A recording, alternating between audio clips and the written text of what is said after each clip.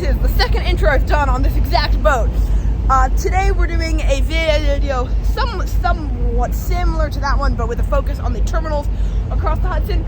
So welcome to the rails from Ellis Island, New York City's Immigrant start. And now, history section. As we cross the river on the New York Waterway Ferry, here's a bit of history about what's now Port Imperial. Opened in 1884, Weehawken Terminal was one of 5 railroad terminals along the west shore of the Hudson near New York City. Before the era of railroad tunnels, terminals were built across the river and ferries connected them. Weehawken Terminal was used by the West Shore and then later the New York Central Railroads, as well as the New York, Ontario, and Western Railroad. In addition to the terminal, it was also the site of massive rail yards along the entire Weehawken waterfront. Throughout the early 20th century, Weehawken Terminal thrived. Of the 5 terminals along the Hudson, Weehawken Terminal was actually the least important to New York City's immigrant story. However, it did host a few immigrants coming from Ellis Island. Mainly, the terminal hosted long-distance and commuter travelers along the lines leaving from it. Weehawken's closure in 1959 came at a time of declining rail traffic across the country, and sadly, no intercity trains have been reestablished here. However, commuter trains still leave from Hoboken, and of course, the Hudson Light Rail still is here. So now, I'll see you at Port Imperial, and we'll head south to more of the railroad terminals. Hello, welcome to the light rail platform here at Port Imperial. I just got off the ferry, which is over there, and I went across that footbridge. So yeah, as you heard it in the history section, this is Weehawken Yards. It was brownfields for a long time. It was an old railroad yard for a long time, and in the 80s, the ferry came and started getting redeveloped. But yeah, fun fact, the light rail, a section we're riding today, was built as part of this as part of the project back in the 19th century. This was called the New Jersey Junction Railroad. Built in 1879, I think, but I'm not 100% sure. So I'm going to buy my ticket, and I will see you when we use the Ka-Chunker. So I tried to stamp my tickets at the main stamper down on the platform, but it didn't work very well. So Honas Transit Ka-Chunking Special. Boom, boom. That is definitely not the right time.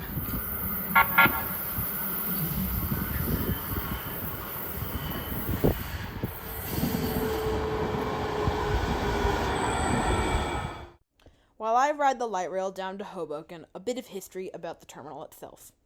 The terminal originally opened in 1876, however the building was not built until 1907.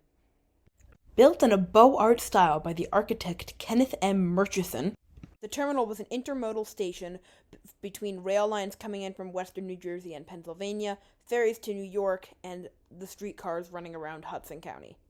It was originally operated by the Morris and Essex Railroad, which was leased by the Delaware, Lackawanna, and Western Railroad, and it continued this way until 1960, when the Delaware, Lackawanna, and Western merged with the Erie to become the Erie-Lackawanna.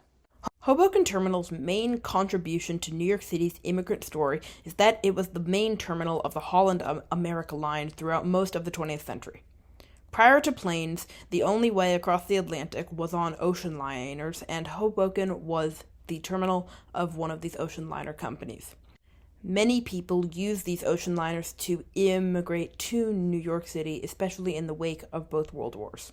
So now let's cut to me at Hoboken Terminal to show you around, and then we'll head even further south.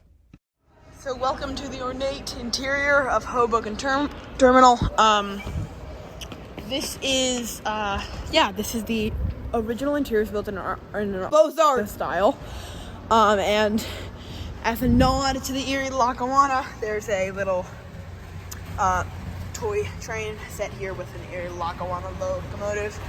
Down there is the Hoboken Ferry Terminal. And yeah, so this is one of only the 2. You'll see the other one in a second, but it's a real cool terminal to visit, even if you're not getting a train here, because just the architecture is really cool, and sorry, hiccup, and also approaching it from the river is very cool as well. So, with that out of the way, I'm going to grab a quick snack, and then we're going to go hop on the light rail going down into Jersey City. So I will see you back at the light rail platform. Hi, Editor Me. So far this video has been rather similar to my New York City Historic Hudson Ferries video, which I linked at the beginning, but I'll link again up here. However, that's going to change now. So in that video, you saw and heard about Pavonia, Newport, I think, and also about Exchange Place. However, now we're going to head down to Jersey City and hop on a ferry across the Morse Canal to see Communipaw Terminal, because while all of these terminals did impact New York City's immigrant story, Communipaw had by far the biggest impact. So yeah, I will see you down in Jersey City to get on a very, very weird ferry. Alright, welcome to Essex Street. I just got off the train, the Bayonne Flyer. Wow, foamy, haha, cool. Anywho, so the ferry we're taking, as you may have guessed if you know the area, is the Liberty Landing Ferry. It's this sort of, it's not really weird. It makes sense. It's for commuters to Jersey City. However, I also talked about this in my New York City's Weirdest Ferry video, which will be linked up here. It goes to both sides of the Morse Canal. So instead of having to go around the canal, I'll put map like on foot. I can just take this across, and it's only $2 one way, and it saves so much time. So I'm gonna do that. Unfortunately, I cut this a bit close, so I'm just gonna walk quite fast, and I'll see you at the Warren Street dock. While I run to Warren Street, here's a bit about Communipaw's history. The current building opened in 1889 for service on the Central Railroad of New Jersey and the Baltimore and Ohio Railroad. It was a massive railroad terminal, but it was also arguably the single biggest place in New York City's immigrant story.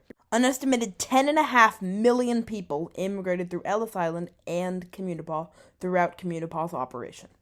Many people would enter the country at Ellis Island, take the ferry to Communipaw, and take the train to start a new life near New York City.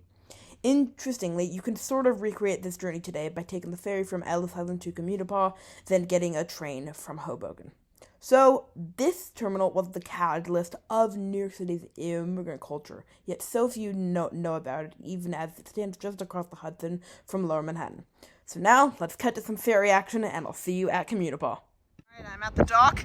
You can see where we're going in the background. There comes our little yellow boat. I have my $2 in cash for the boat. We'll hop on this, take it across the canal right to there. So yeah, I'll see you on the boat. There's a subway map on here, which is kind of funny. But yeah, this is the Liberty Landing Ferry. There's a top deck, which I'll go on the way back across the canal. But yeah, we're just gonna take it just a short ride across the canal, and I will see you across it. Kind of loud. All right, here we are. These are some old rail cars. I have no idea if they are originally Jersey Central. This one, of course, is NJT. That one says Jersey Central lines on it.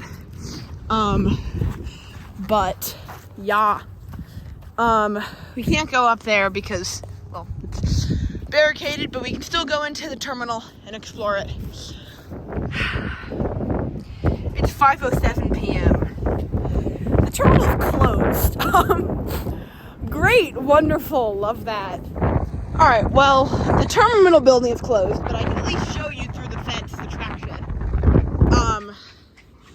So yeah, as you heard in his history section, this was used by the Central Railroad of New Jersey and the Baltimore and Ohio. And they're now historical posters, which I could maybe find a picture of, but I'll show you them now. If I find a better picture, I'll put them up. But yeah, this is the abandoned track shed.